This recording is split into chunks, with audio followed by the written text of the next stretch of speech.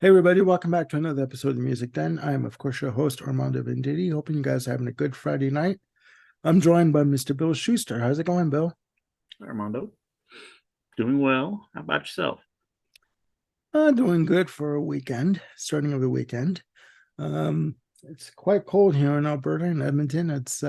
They're talking snow this weekend. So Yeah. not ready for it. Don't want it.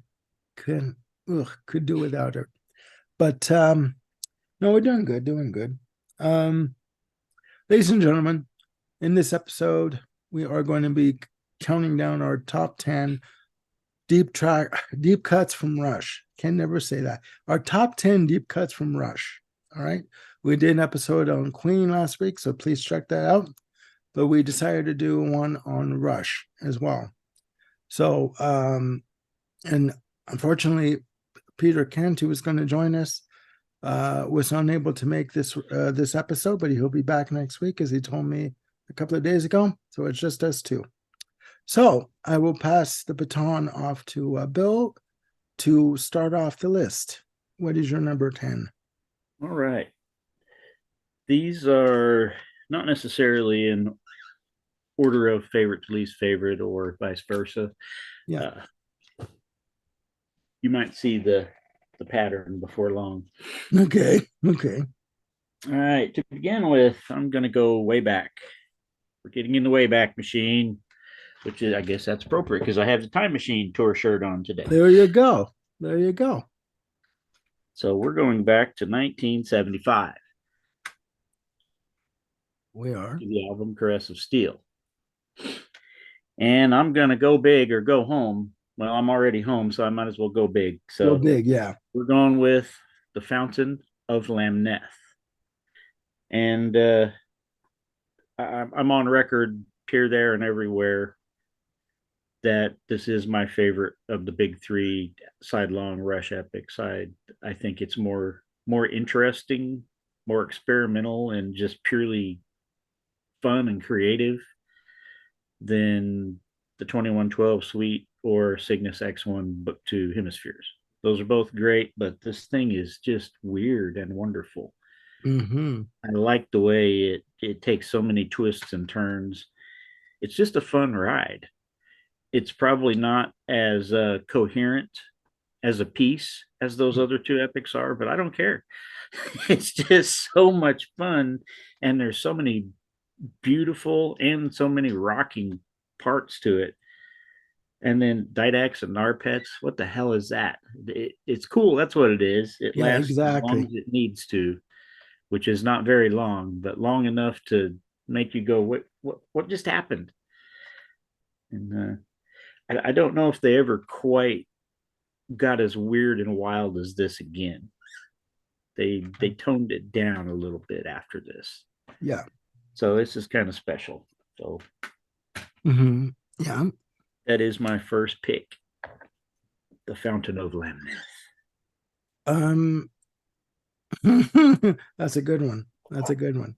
What do we say about no repeats? Oh, No, no, no, no, no, no, no. I'm just no, I mean, yeah, I mean, Caress of Steel, 1975. I mean, I'm on record as saying that I gave um this album a ranking of 9.5, or at least 9, for its daring uh arrangements and the fact that they were willing to take a chance and just try something unique, and just very bold.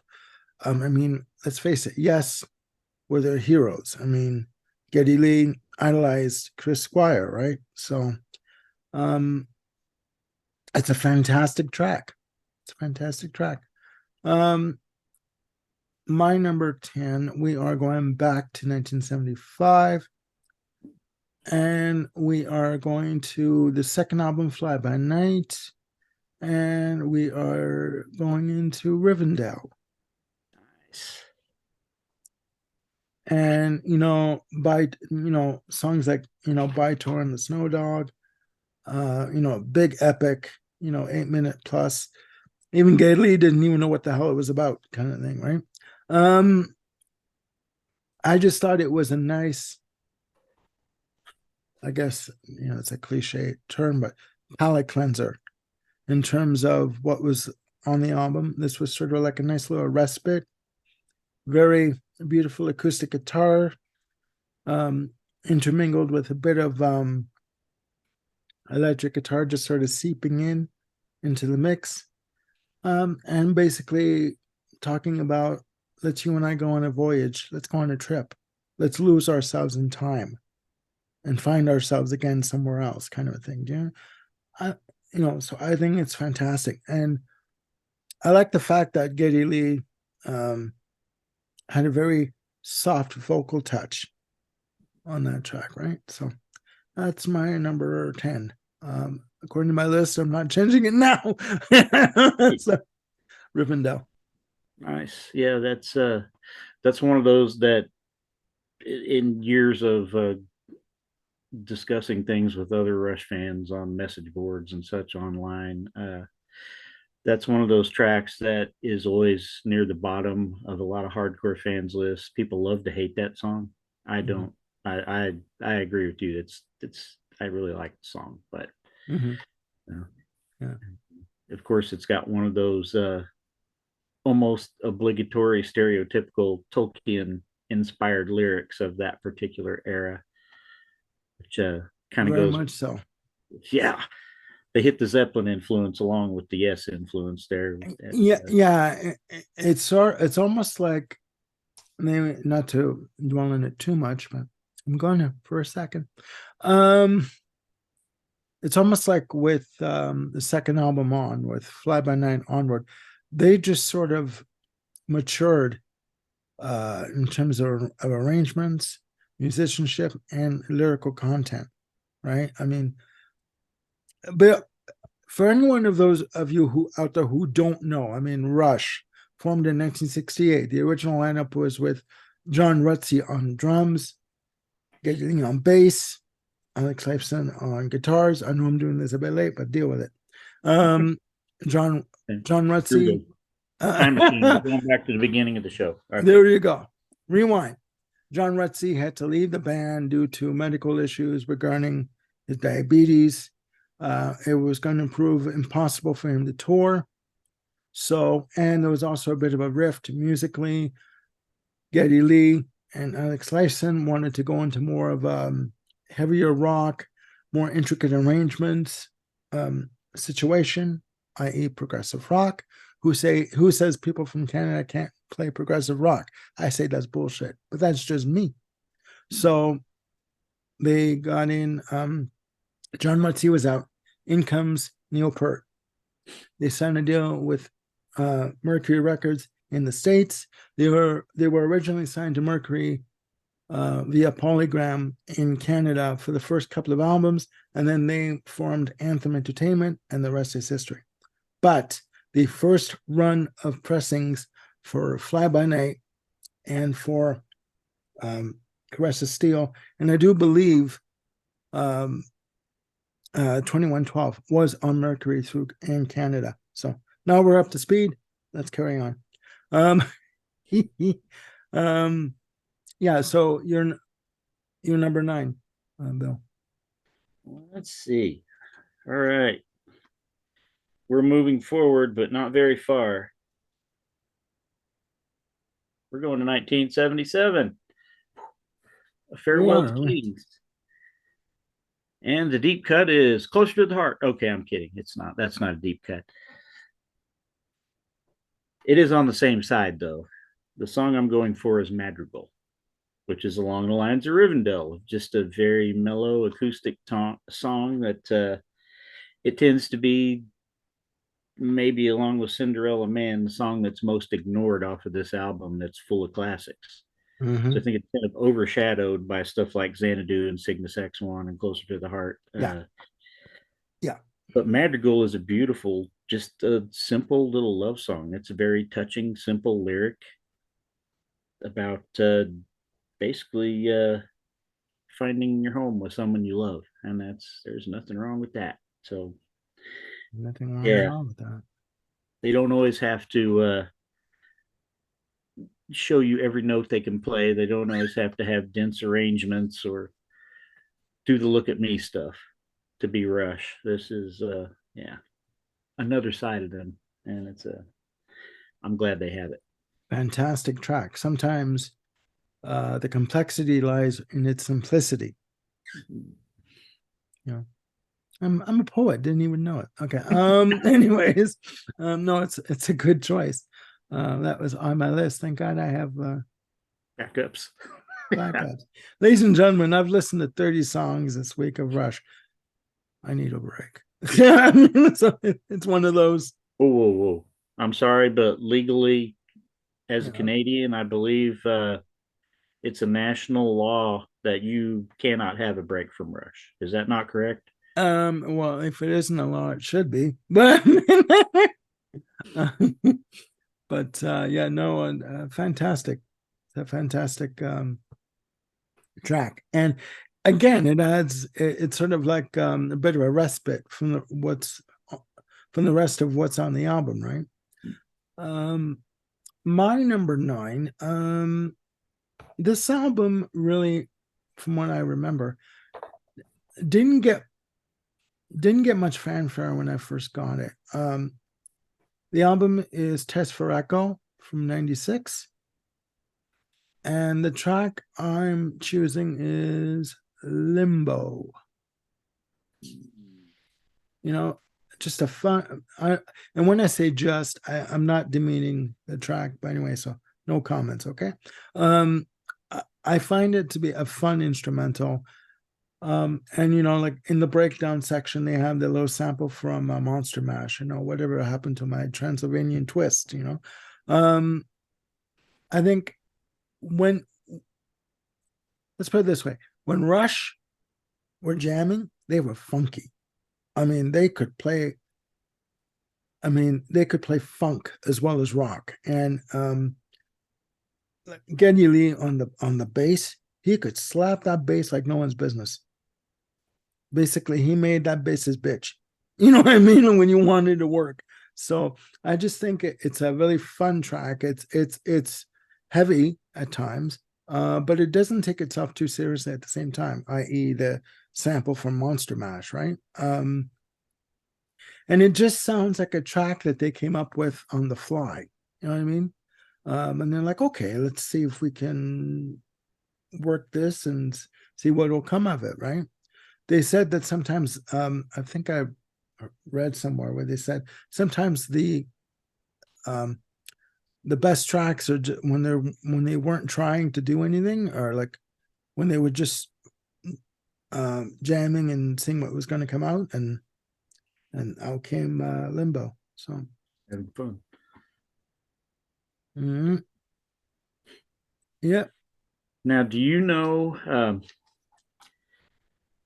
at that time when Test for Echo came out, there was a very popular and divisive radio show host here in the States. I don't know how much his message got spread beyond our borders here, but his name is Rush Limbaugh.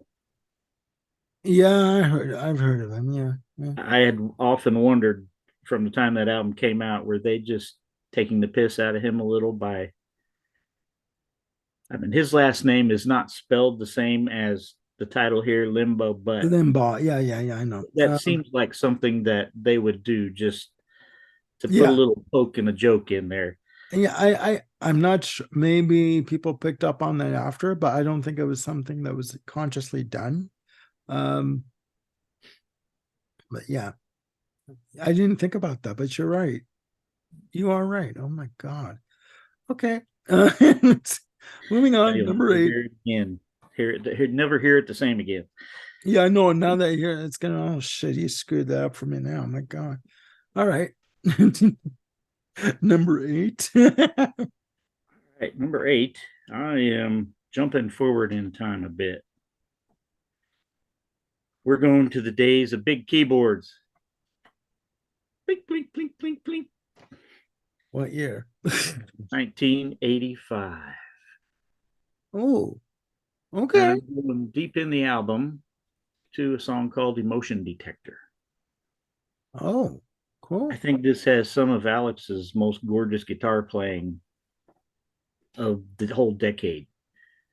I Yeah. love the sound of his guitar on this song. And Neil's lyrics are, well, all right, his lyrics on this whole album are absolutely outstanding. But this song in particular, it's another one of those that he looks internally. He doesn't, Yeah. he's not just talking about some fantasy things. He's not talking about something out in the wide world. He's, well, right here in the sequel. Yeah. Apparently, I'm a Warner Brothers character here. There you But go. Yeah, yeah, yeah. in the Yeah. secret wells of emotion buried deep in our hearts. I mean, that's, Yeah. yeah, right Yeah. to the heart of the matter, right to the beautiful part. That's, yeah, it's, I just love everything about this song. It's, and I used to really put this album, believe it or not, at the bottom of my album rankings for Rush probably 20 years ago. Mm. Now it's top five easy. And that song may be my favorite from this album. Okay. So, Yeah. emotion Yeah. detector. Mm. That's a good choice. Uh, my number eight, we are going to go way back to 1993 to the album Counterparts. And yes, there it is. Um, I'm going to choose the track Leave That Thing Alone. On an instrumental role. Yeah, that's, I think, where the instrumentals end. I'm not sure. Well, wait to find out. Um, I for like, I mean, what I like about the sorry, what I like about this track is it has a kind of arrangement where it's a very it's a very subtle guitar, very simple guitar chords, nothing on the verses, right? And then when it goes into the choruses, then the rhythm guitar really picks up, and like they kind of go into a heavy jam section. Um, but it's almost like the kind of track where you can have it playing in the car. You're driving at night somewhere, like on a road somewhere, and the only light that's coming in the car are the street lights as they pass over your windshield, right? And then and your face gets illuminated by the light off the windshield, but then otherwise you're in total darkness. And this track kind of takes you away, right? But it's all like away on a journey, right? And you don't know where you're going to end up, but you're going to love it when you get there, right? Because it's different from where you were when you started. But at the same time, it's almost like it sounds like to me they were trying to write a song like an instrumental, and then when they go into the choruses, you hear the rhythm guitar rev up, right? The sections, and it's almost like they got diverted, right, into another song, and then you know, any one of them are saying, no, no, no, we got to get back to the main riff, the main song. Let's go back to the verses, right? It's like a song of diversions, if that makes any sense. Yeah. Um, I just think it's great. I think it's a I think it's a fantastic track. I mean, this album did sell well. I still think that I do think that Counterparts, along with Test for Echo, kind of gets a little bit lost. I mean, they had the hits, Nobody's Hero and Stick It Out from this album. Other songs like Animate, which was going to be on my list, but I chose Leave That Thing Alone, and no pun intended. But I just think it's a great track. I think it's wonderful. Um, so that's my number eight. You're not going to get any argument from me. I'm definitely a big Counterparts fan. Up until sometime last year, it was my favorite Rush album. So, Really? yeah. Well, it is. It's a good album. I mean, yeah, Yeah, that was the album that took me from being a fan to a fan. yeah, Took me to the next level. So, yeah. um, All right. Yeah, that's good you're giving these instrumentals, these latter day instrumentals some attention because a lot of times it seems like They get overlooked. yeah, La Villa Strangiato and YYZ are the ones that get all the attention as far as Yeah, Rush instrumentals go. yeah, yeah. Stay tuned, folks. All right. For my next one here, you gave us Rivendell, which is a song that fans love to hate. So I'm going to continue on that theme. This one is a contender for the most hated Rush song at all amongst hardcore fans, and the band themselves even smack talked it. I'm going to 1987. Can you guess where I'm going here? I'm going to China, Possibly. and China's going to Okay. sing to me, Taishan. I think this song is gorgeous. I think it's evocative. The lyric is perfect for it. The again, it's another case of the music doesn't have to be nonstop. Yeah. Uh, Look what I can do. Yeah. The music matches the lyrics here, and it takes me on a journey. I can picture myself there, even though I've never been to China, Yeah. and it reminds me of one of my favorite Joe Jackson songs, which came out the year prior to this, Shanghai Sky, which is very similar lyrically. Okay. Um, yeah, so yeah, Taishan is the song that people love to hate, but frankly, it's my second favorite song on this album. I can't Yeah. get past Time Stand Still. That's an absolute masterpiece. That's Oh, a bloody hell yeah. top 10 Rush song for me. Oh But my God. after Yeah. that, Taishan is my next favorite. So Yeah. Yeah. take And that, haters. there you go. Come and get us. Okay. If you can find us. Okay. um, yeah, I mean, Hold Your Fire. I mean, released in I think it was September of '87. I was still in high school when this came out, right? And yes, it is at the end of their synth period. You know, the three albums that were they that people consider to be heavily relying on synthesizers. For me, it is maybe the weaker of the three of the mid '80s albums, but I mean, it is still good. And Time Stands Still, don't forget about it. I mean, like I just think it's a fantastic track. So yeah, no, it's a good choice. It's a good choice. Um, my number seven, ladies and gentlemen, we must carry on. Um, we are going back to where are we going? 1991. And we're at the caboose of the instrumental train. Um, for the track, Where's My Thing? No pun intended. If you don't know what your thing is, go to a doctor right now. Um, Definitely a medical problem. part four of the Gangster of Boats trilogy as a joke. Um, again, yeah, from Roll the Bones, 1991, on Atlantic and Anthem Entertainment, respectively. Um, when Rush did their instrumentals, especially in the later years, I'm sorry, the bass came through, the guitars came through, but they were funky as all get out. I mean, ass shaking like there's no tomorrow, right? And they had different elements to their instrumentals, like chapters, like a beginning, a middle, and an ending, right? With a table of contents and an index in the back of the book, right? So I mean, that's what it was like for me. I love this track. I think Geddy Lee's playing on this track is fantastic, you know.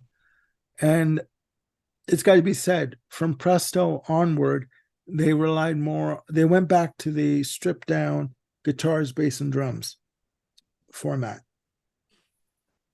Still using keyboards and bass pedals for maybe live performances, but getting back to a three-piece outfit, very stripped down, very aggressive playing.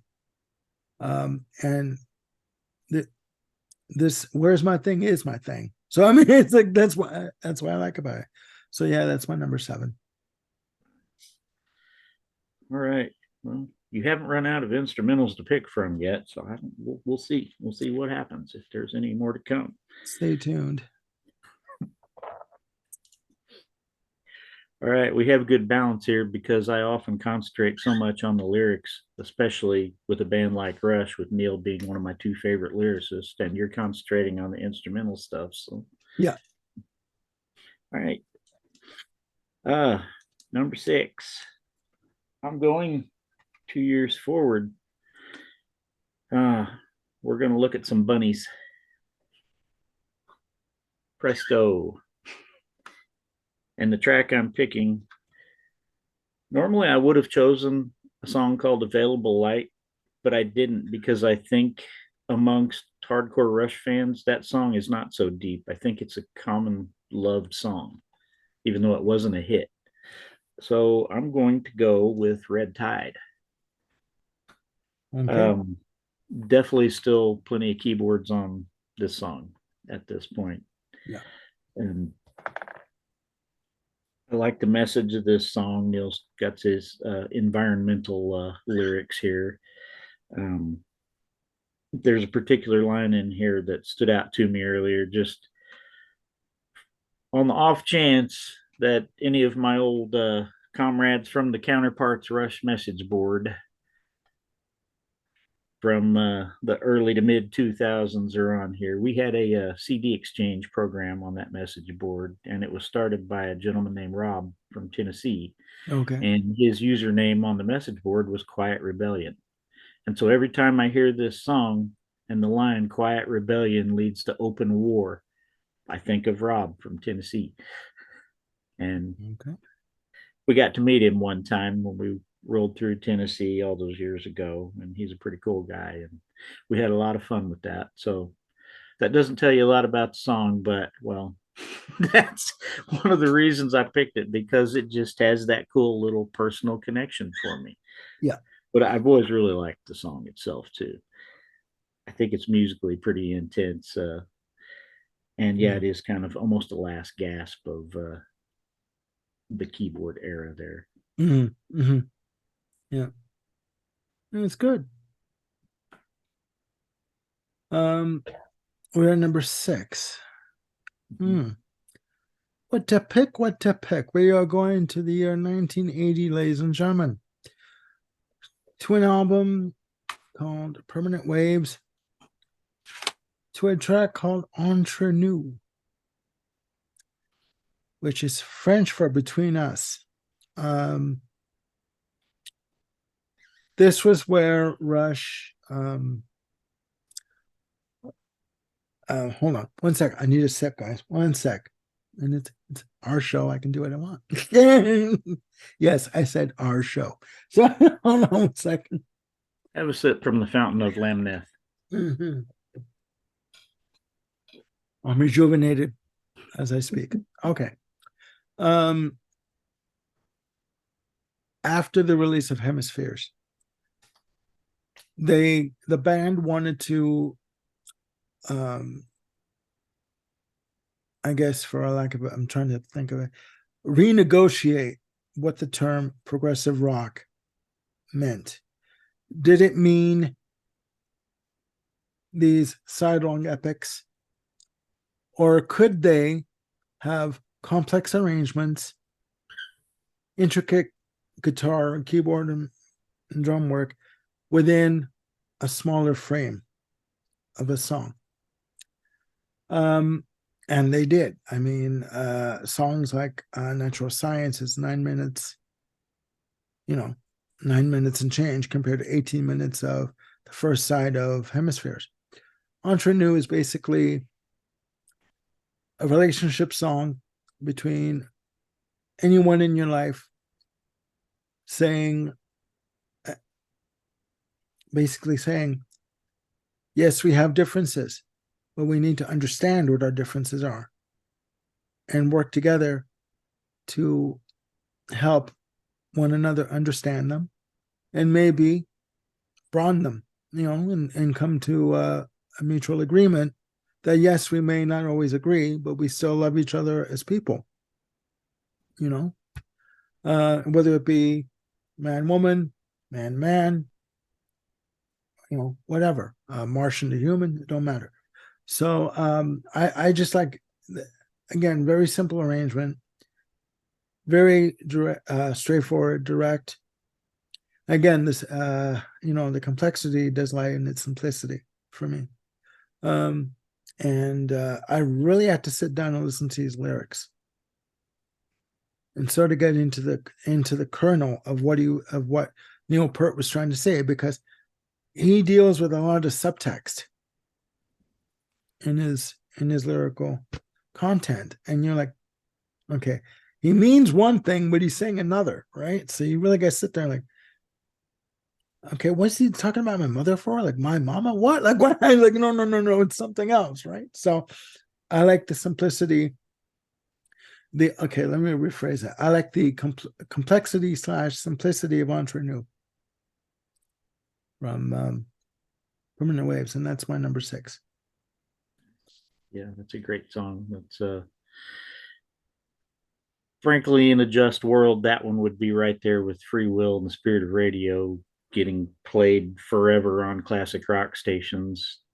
Yeah, Mm-hmm. because it is just every bit as a perfectly catchy, nice pop rock song. I mean, it's loaded with hooks, and yeah, I agree. The lyrics are deep and meaningful, and that's a message we could use every day. But I mean, Yeah, yeah, very much so.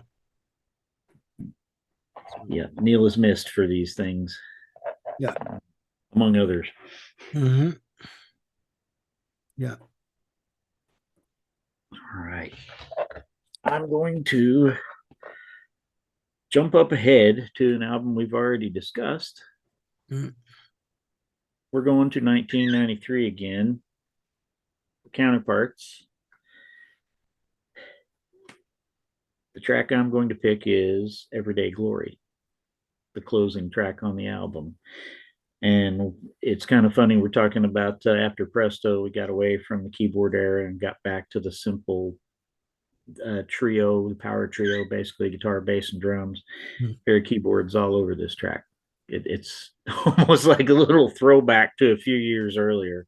Mm-hmm. And so I like that about it. I like that it stands out on the album. There's a lot of heavier songs on this album, and well, the word is Alex was going for that grungy sound that they were trying to capitalize on what was going on in Seattle at the time. Yeah. This track definitely does not do that. And lyrically, it's yet another of Neil's little heart touching. It's song starts out about this abused little girl who's might as well be invisible as far as her parents are concerned, and it's a very sad song, but it has a hopeful message. Mm-hmm. All right, let me get this out so I don't Please. screw it up, because I have not slept since yesterday, folks. So bear with me a moment here. They'll sacrifice sleep for the show. So That's right. We're hardcore like that. yes, yeah, we do things hardcore. Yeah. Say the closing lines are much like the lines of Entre Nous. They're very inspiring. Some of Neil's really hopeful lyrics, Mm-hmm. which are always great to have around. If the future is looking dark, we're the ones who have to shine. If there's no one in control, we're the ones who draw the line. Though we live in trying times, we're the ones who have to try. Though we know that time has wings, we're the ones that have to fly. I think that's just wonderful. And yeah, it is very inspiring to me. I've always loved that closing. It's a great way to end the album. It's a great message to close out on. Yeah. Yeah. Apparently, Duke agrees with me. He's over here going, Mm-hmm. I can hear him. Yep. sorry, Duke, you're not getting paid for appearing on the show. Nice There try. you go. No, no, no. We're a poor channel. We don't got that much money. So Wait, you don't get tips? I don't even get the finger. I mean, I'm telling you, I didn't get flipped the bird. It's not even that. No, that's a good track. It's a good track. My number five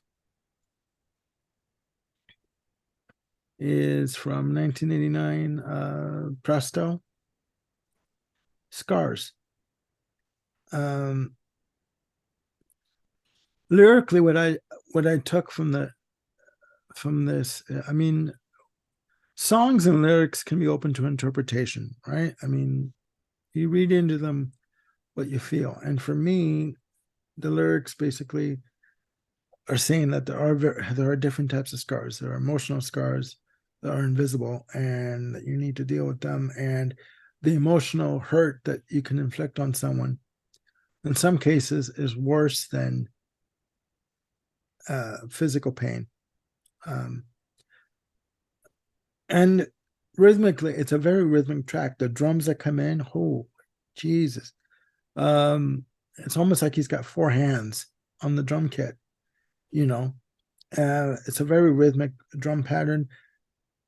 He used his drum pattern in his drum solos from then on after he wrote this piece, like, came up with this arrangement in his drum solos. And if anyone has seen live footage of Neil Peart's drum kit towards the end of their career, it was massive.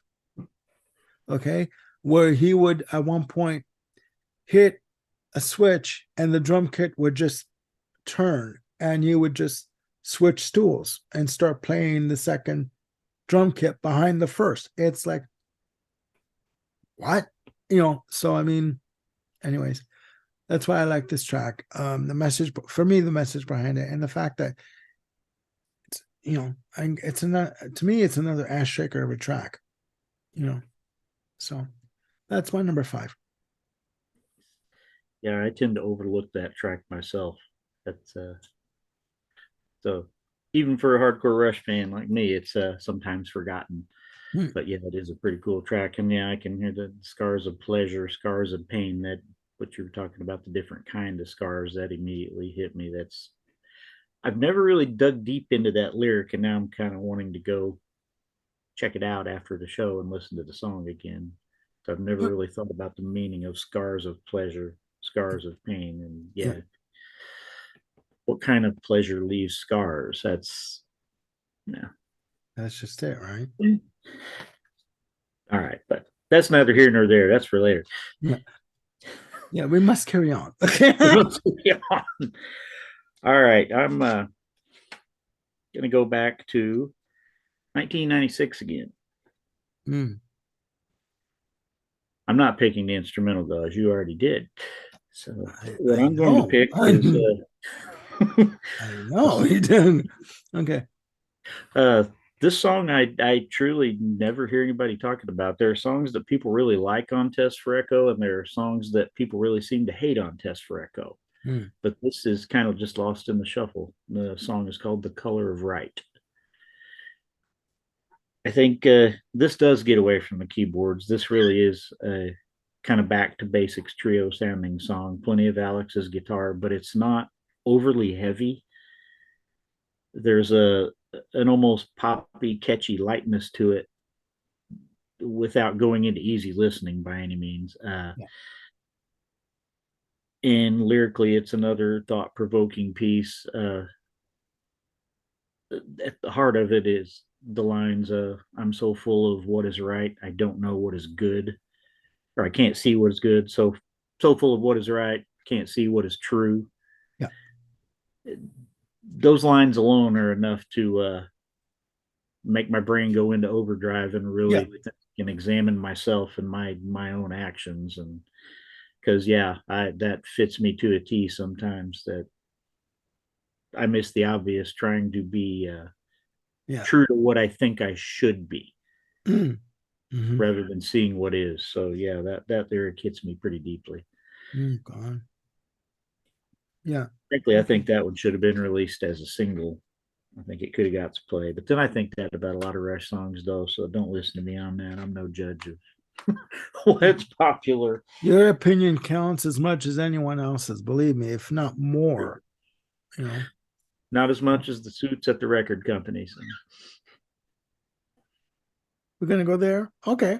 All right. It's all right. We'd have Um, to bring Freddie Mercury back again to stand with us there. He's good at taking them down. So exactly. He was good at taking them on. yeah. Um, if he never stood his ground, they wouldn't have released Bohemian Rhapsody. Nope. They would have cut it down to 2 minutes and 30 seconds of sons of bitches, anyways.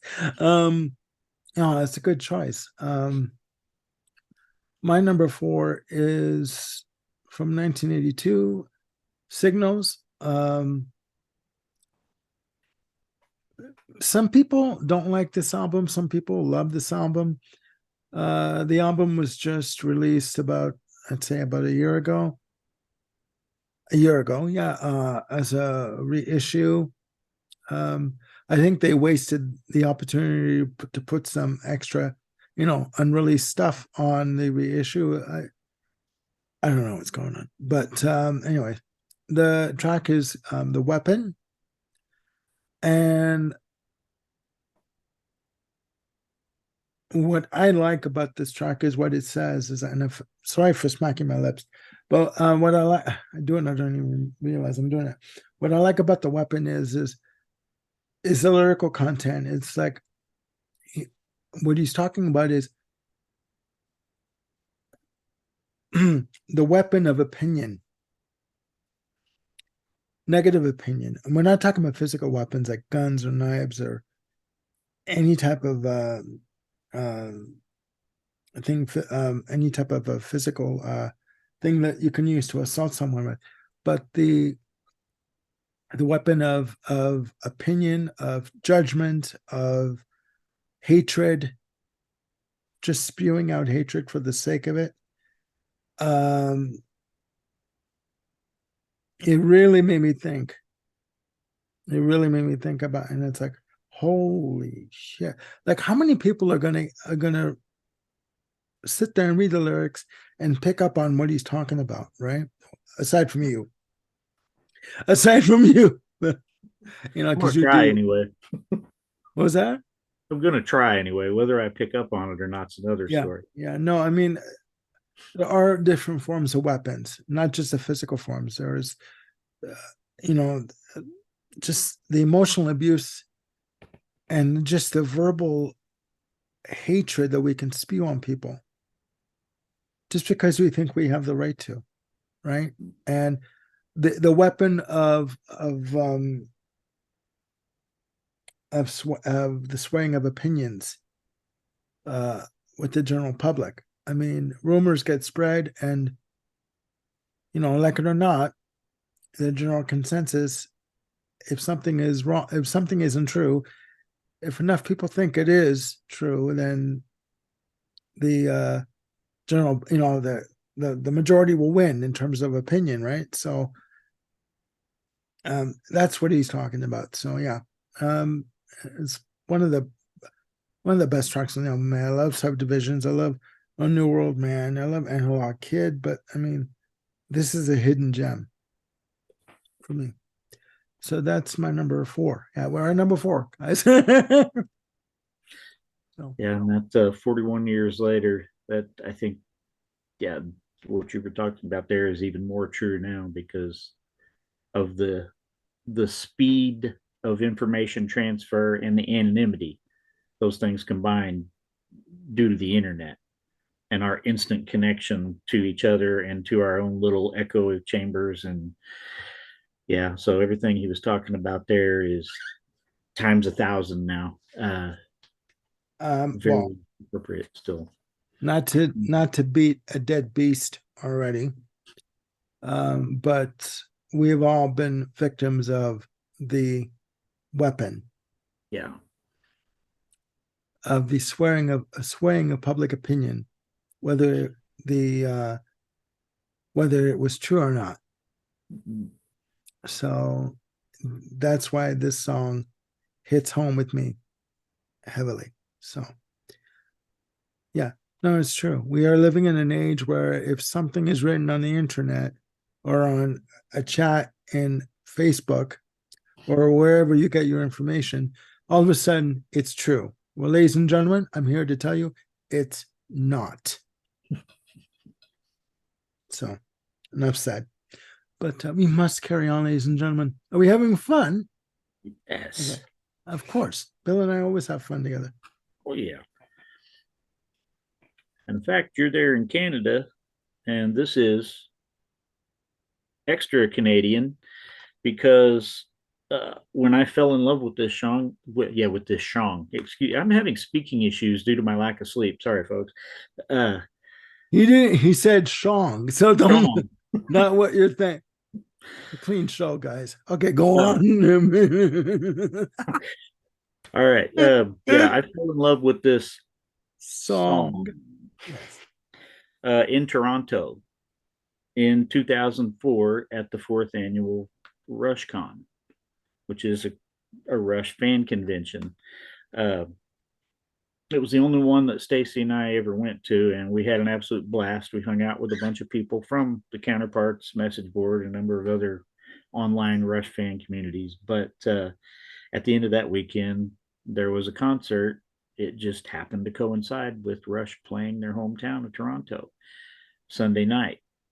And so we took a little boat cruise and they dropped us off at the concert. And a song from Vapor Trails that at first didn't really stand out to me, when I heard them perform it live, it kicked my ass. It really got my attention. And that song is Earthshine. Yeah, this I've had a lot of lighter songs, a lot of keyboard heavy songs, mellow songs here on this list, but this one's a rocker. Uh, Alex brings the fuzz here. He dun, dun, dun, dun, Oh, dun, yeah. dun, and I love it. It I just want to crank this song every time I play it. And one of the extra things I like about it is after all these years, I still don't have a full grasp on the lyric. And I like that because, Neil's long gone. He's not coming back. We're not getting any new lyrics. So it's kind of neat to have these that I'm still toying with, still trying to figure out years later. Hmm. So, Yeah, no, I get you. I get exactly what you're talking about. Um, that is that the original mix? yes, that is That's the original mix. that is the. I never had a problem with it. I know there was huge controversy over that for the longest time, but Well, I bought the remixed Vapor Trails remixed version, and it does sound great. It does sound good. Um, I that did get a album, digital copy of the remix, but I haven't got a physical copy. And it does sound great, but I still enjoy the original mix too. They're just yeah, different. nothing wrong with that. Nothing wrong with that. I mean, um, it's like Queen 2, so, and Queen 1. Some people say Brian May included. He does not like the drum sounds on the first. I think it's the first three albums, but I grew up with those albums, so I'm used to that sound, right? And it's fine with me. I mean, um, but we must carry on, ladies and gentlemen. My number three is from we're going way Way back. back to 1975, The Caress of Steel. Um, oh, screw it, The Necromancer. Nice. You can pick the Fountain of Lamnet. I can pick the Necromancer. Um, again, this was when the creative juices with Neil Peart went into overdrive. Um, they were adventurous. They were daring. They were, to them, the only limit that was existing was what they put on themselves, and they wanted to create another world, like another universe with these characters, and just I may be reading this wrong, but both the Phantom of Lamneth and the Necromancer are about travelers going through time, lands and time, and going through different adventures, and the fact that it comes in slowly with a fade in, with Neil Peart talking about the three travelers from Willowdale. Willowdale is where they grew up in Toronto. It's an area in Toronto.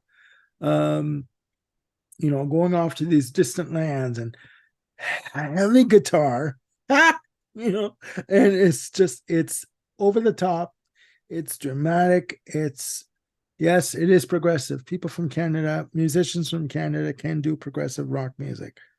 Deal with it. Um, it's just a fantastic piece of sonic art. And I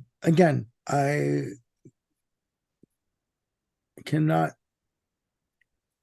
I cannot think of a band that took such a chance. This was at a time where when the record came out, it bombed. And Mercury Records contacted them and said, listen, guys, you need to come up with a hit. Your first two albums on Mercury are not selling well. We need a hit. You either deliver us a hit or you're off the label. Well, they stuck to their guns and did 2112. But the fact that they took the time to do something for themselves, which is this album and this track, I think it's great. So that's my number three. Yeah, it's I'm not gonna argue with that one either. I love the Necromancer. I love Caress of Steel in general. That was another one that was kind of set aside for many years for me that I ignored, and once it finally hit me, it really hit. Yeah, it did. And I was going to just quickly, I was going to pick Lakeside Park, but I wasn't sure if it was released as a single. I think it was I the don't. It. Bastille Day. I know it was on the Chronicles collection that came out when they changed record labels. But yeah, okay, so I couldn't do it. It All right, was new or so not, I'm not sure. I think it was. So yeah, I picked Necromancer. I played it safe. So yeah, that's my number three. Yeah, Right. Necromancer needs some love, anyways. yeah, it does. All right. Have you noticed my pattern yet? Well, okay. I'm half asleep here too. All right. I've been up since 5 this morning. So, All right. I'll tell you on the next one if you haven't figured it out. okay, go ahead. Uh, Number two. Well, I said earlier that Counterparts was my favorite Rush album for quite a few years until last year, after much re-examination and more deep dives into this album, which I've always liked. Uh, my favorite album by Rush is 2007's Snakes and Arrows. Okay. This album, I love everything about this album. This is lyrically, there are a lot of songs on here that really spoke to me at the time, and a lot of them that still do. Um, I think a lot of people think of it as a boring album musically, but I totally disagree. I love Alex's use of acoustic guitar all throughout this album.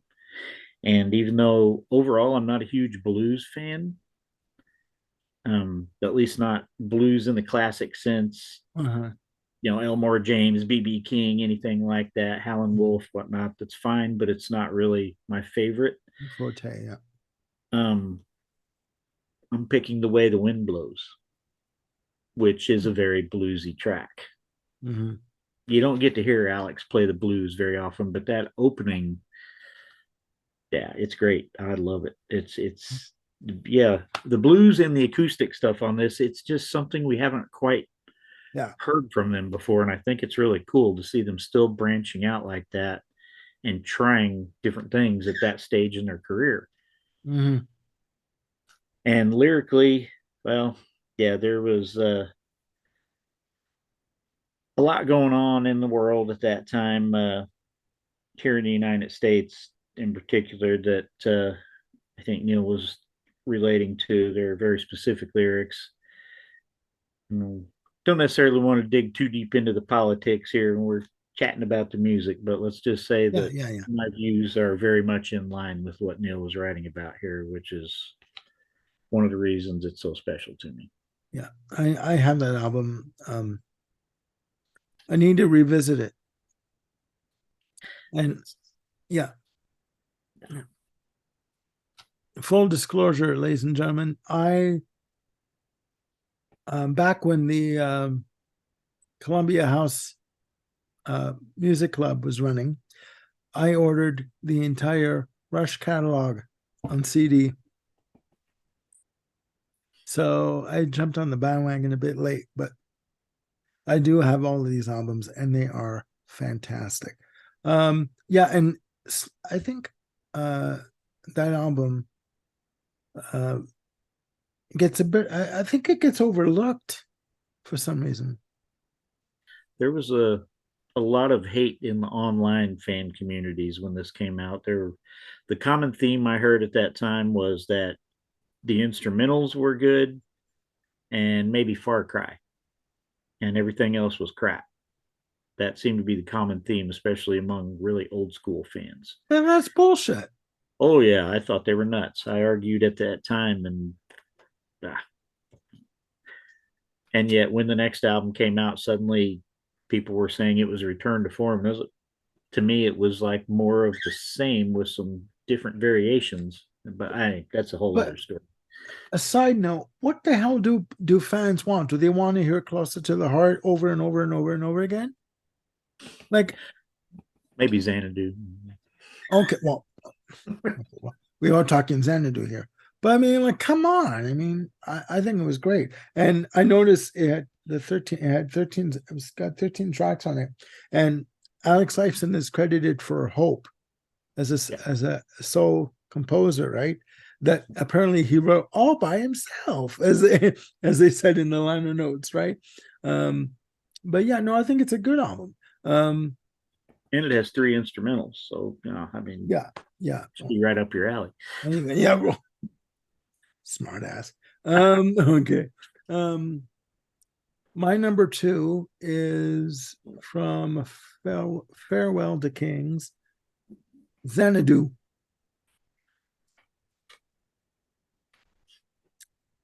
Okay. Um, you know what? At this point, if it was a single, screw it.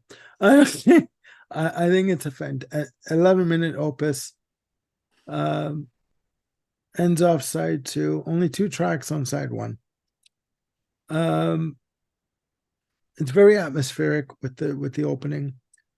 Um, I just like the fact that, I mean, again, it's about a traveler going through distant lands and dining on honeydew and uh, searching for the lost Xanadu, and how it, they'll play a section and then they'll come to an end, and then Gedley will sing his part, and then I think it's an ARP synthesizer comes in, right? With Gedley's playing, and he's using that pitch wheel to change the pitch on the synthesizer, to go up and down, just very melodic and very uh, atmospheric. I think it's just a fantastic piece of work. So yeah, that's my number two. Yeah. All right. I definitely would not consider Xanadu a deep track myself because I think it's among hardcore Rush fans, it's probably the number one Rush song. Okay.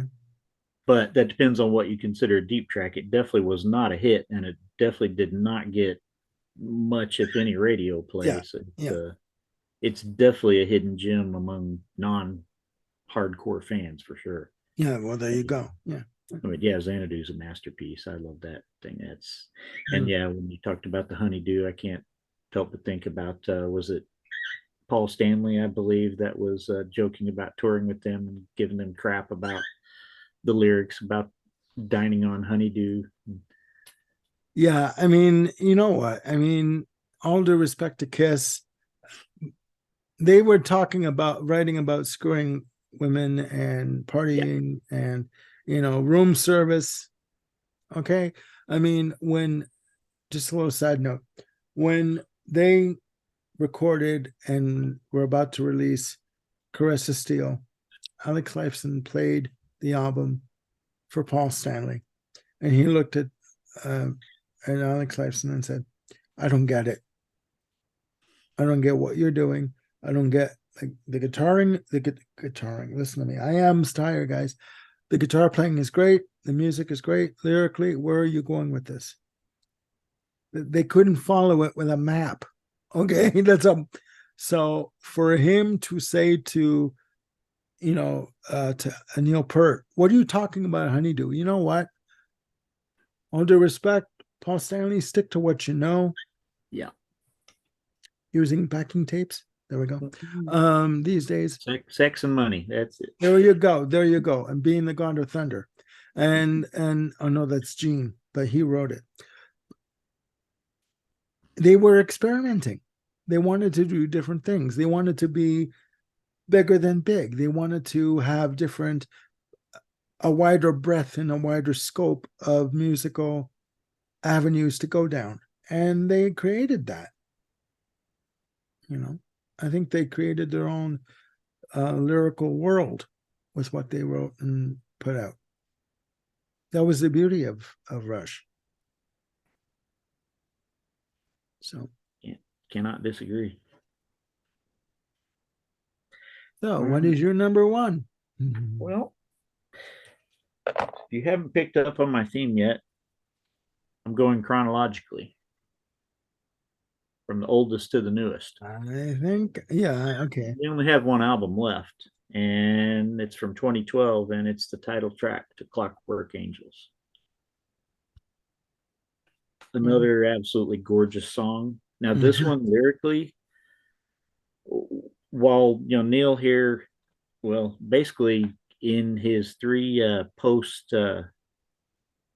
widower albums, basically after he lost his wife and daughter, yeah, they all have themes of mortality, themes of spirituality, looking at religion, looking at metaphysical stuff. Just there are a lot of recurring themes, yeah, and a lot of that is definitely back here on this album, but it's all couched in a very specific story.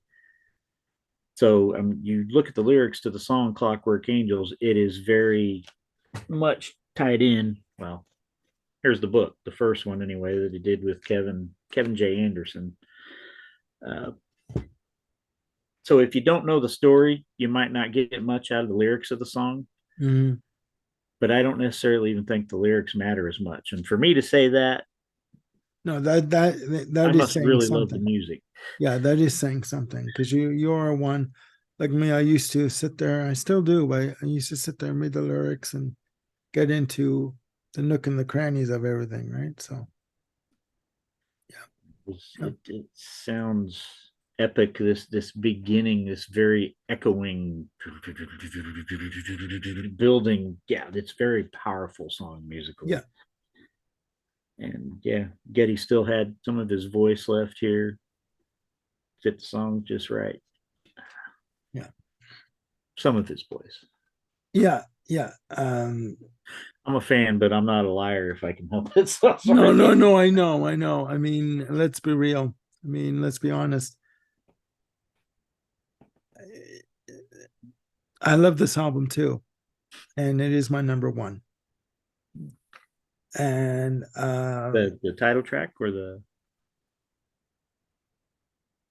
there's a reason why I chose three.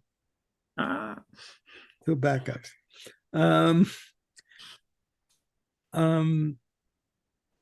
Oh, screw it. I'm going to go with Carney's. And I mean, this is a concept album. And to me, it's about someone who is basically looking for adventure and getting out into the world and finding different things to stimulate themselves and get themselves moving and just looking for something different in life. I mean, the opening track, Caravan, talks, the lyrics, can't stop thinking big, so he's starting out by saying, look, I got to get out of what I'm doing here. I need to go. I just need to get out and just go and live my life and go off and find someone and something new. And Carney's is about all the like for me, it's a track about sensory overload. Like when you go into a new situation, all the lights, the flashing lights, the smoke, the whole everything that's brand new to you around you, and you're sort of like taking it in, and like a deer in the headlights. Like it's too much to take in, but you want to soak it in. You want to become part of what is going on. You're dying to become part of what is going on, right? So that's what this song is about.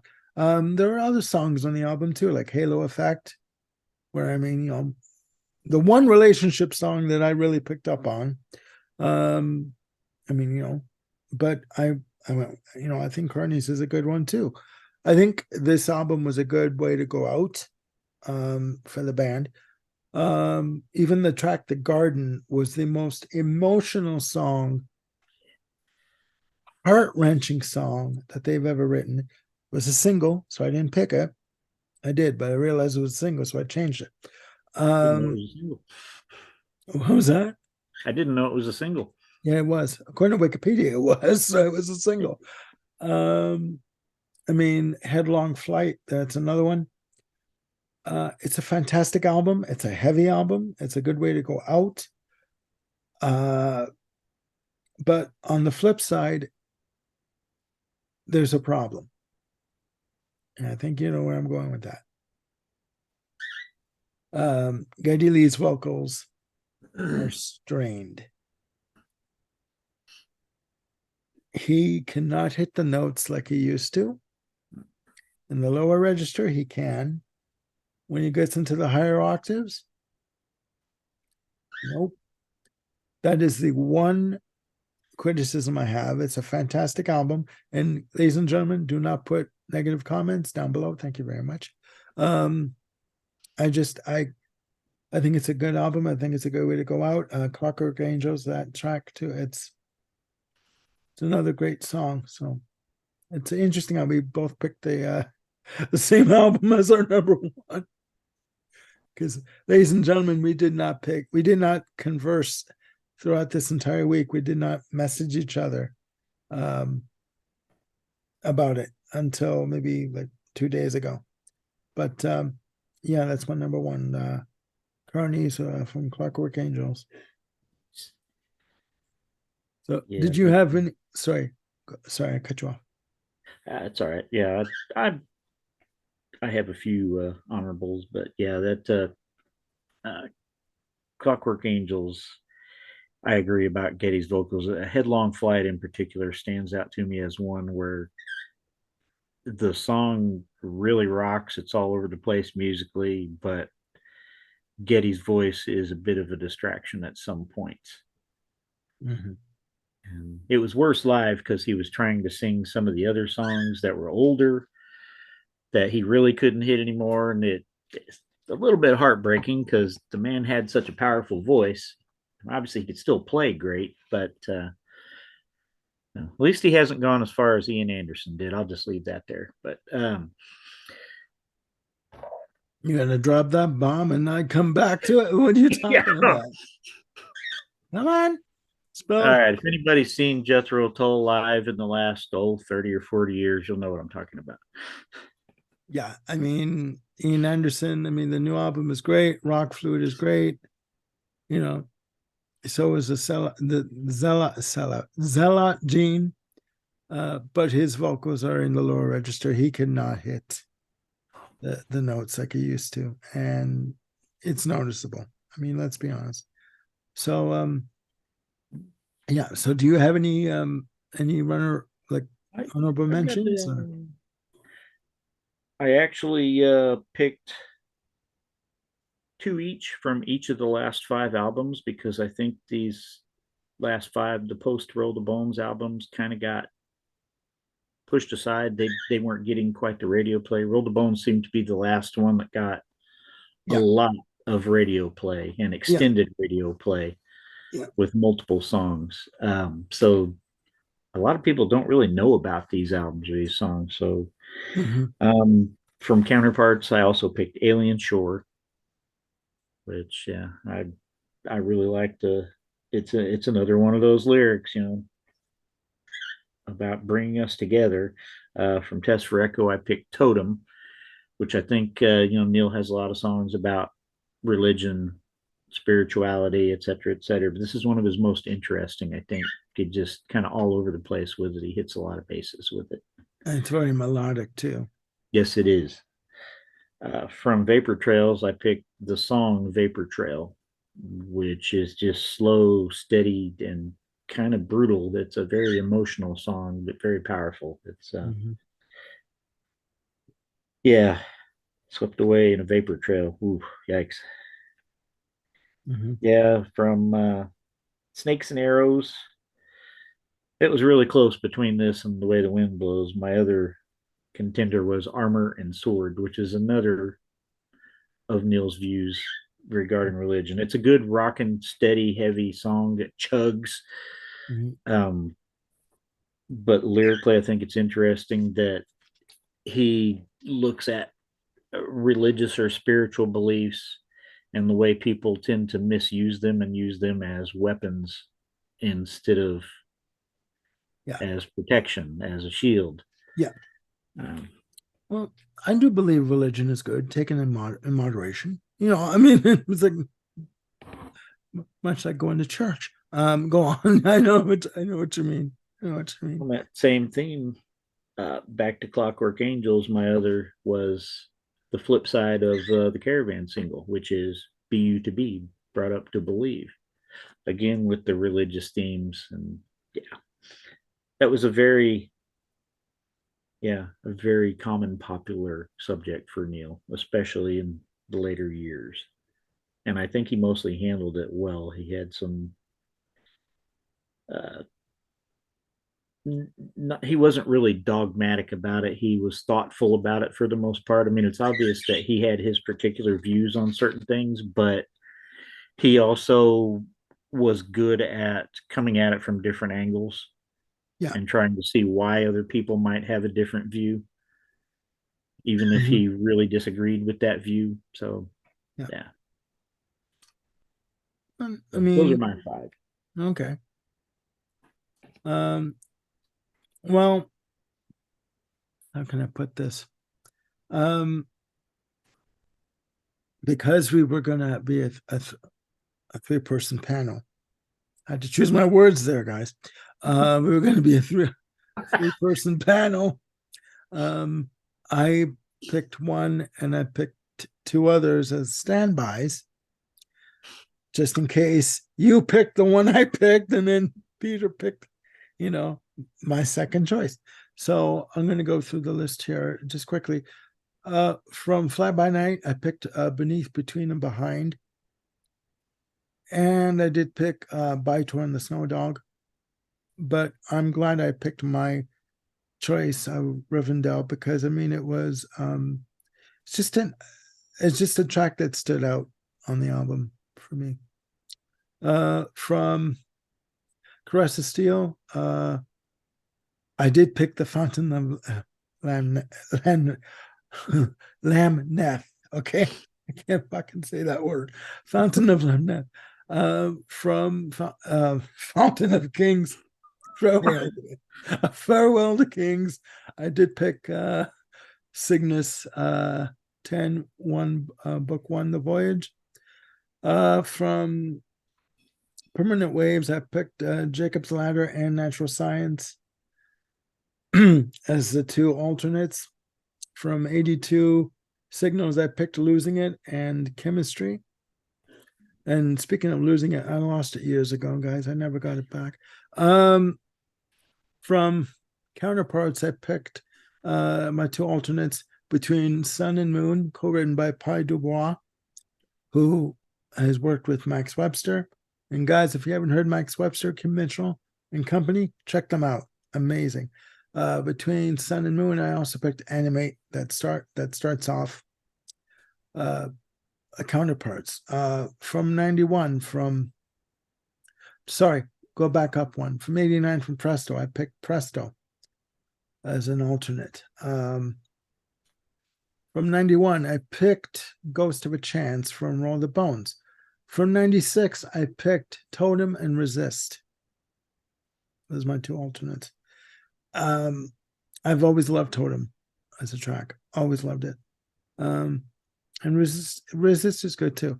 From Clockwork Angels, for my number one, I picked Halo Effect and the title track. Luckily, I had Carney's 2 as a backup, so there you go. So yeah, that's my list. That's my list. We'll say, yeah, there's a lot of good songs there. The one that really stood out on your list to me is Ghost of a Chance.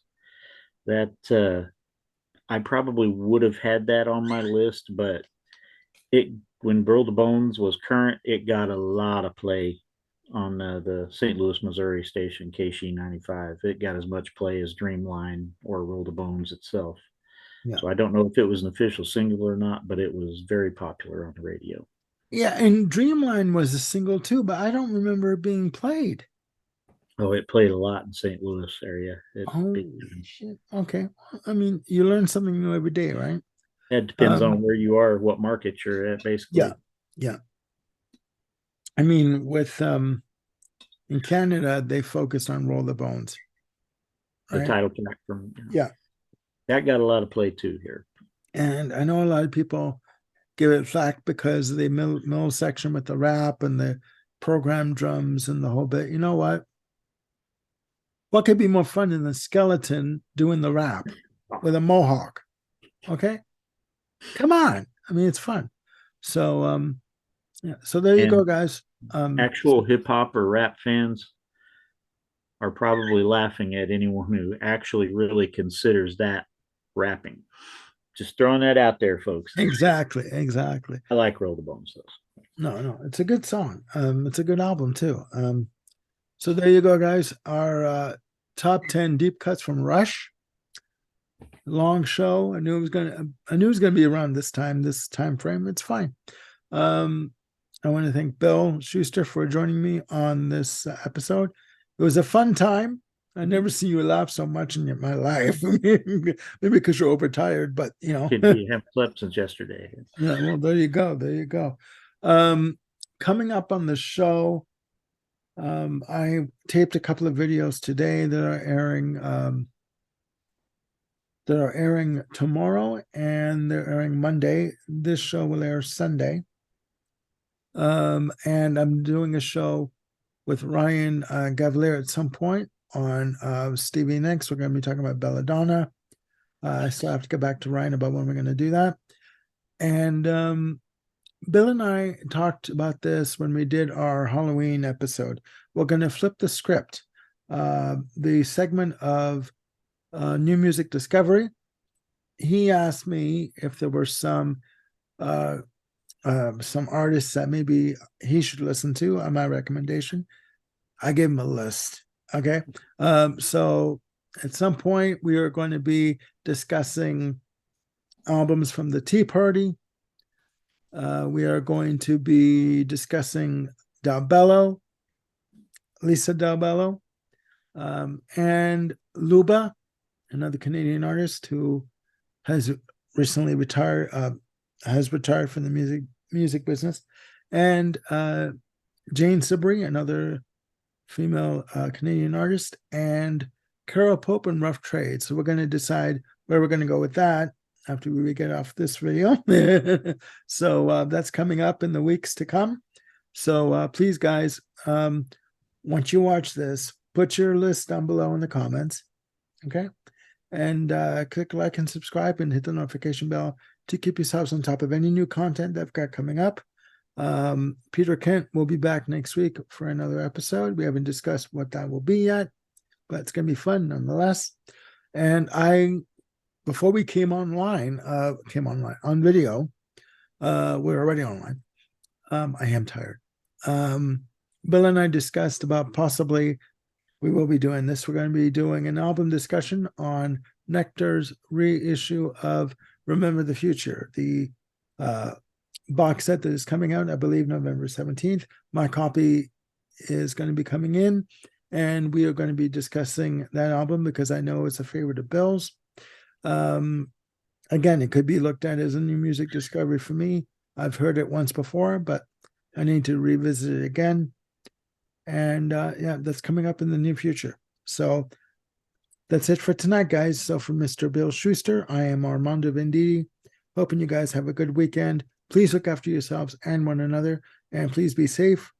And we will talk to you very soon. Bye for now.